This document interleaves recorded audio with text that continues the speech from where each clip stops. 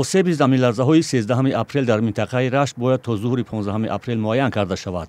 ин хулосаи ҷаласаи ситоти фавқулода бо роҳбарии муовини сарвазири Тоҷикистон Сулаймон Зиёзода аст. пас аз муайян шудани мизони зарар, расонидани ёриҳо барои бартараф кардани паёмадҳои фалокат оғоз мешавад.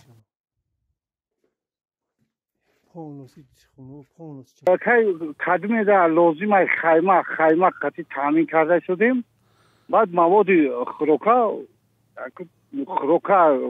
хӯроки гарм деҳое ки зарар дидагӣ нестанд таҳсил карда шудиянд, хӯроки гарм дода шудиянд. аз ҳисоби ҳукумат вай ёрдам хӯрока омадагият тақсимот мекунанд. кӯдаки 3 сола Абдуғани Машрабов, сокини деҳаи уштурпасти ҷамоати ҳиҷбораки ноҳияи Рашт зери девори хонаи истиқоматӣ монда ҷон бохтааст.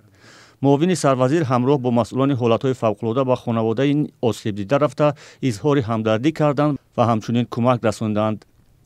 ситод дар мавриди баъзе аз деҳҳое ки аз ин пештар ҳам аз зилзила зарар дида буданд тасмими пешакӣ гирифтааст.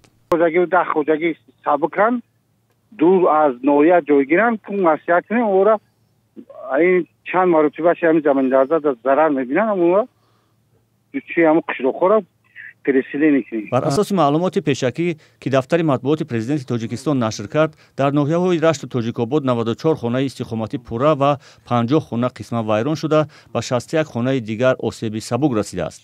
ҳамчунин 3 мактаб ва наздики 200 иншооти гуногуни дигар зарар диданд. бо вуҷуди ин мансабдорони минтақа мегӯянд ба хонандагони ин мактабҳо мушкилии идомаи таҳсил пеш нахоҳад омад. комиссия кор кардааст. комиссияи ҷумҳуриявӣ ва ноҳиявӣ кор карданд. шурота маълум мекунанд. ба иттилои манбаъ, аз заминларзаи рӯзи 13 апрел аз ҳама бештар деҳаҳои уштурпаст, махсумо, аскалун, сафедтундак, гулханӣ, кул ва хулаки ноҳияҳои Рашту Тоҷикобод зарар дидаанд. маркази идоракунии ҳолатҳои буҳронии кумитаи ҳолатҳои фавқулода ҳамзамон аз вуқӯи 3 пасларза дар қаламрави Тоҷикистон дар рӯзи 13 апрел хабар дод, ки маркази ҳамаи онҳо минтақаи Рашт будааст.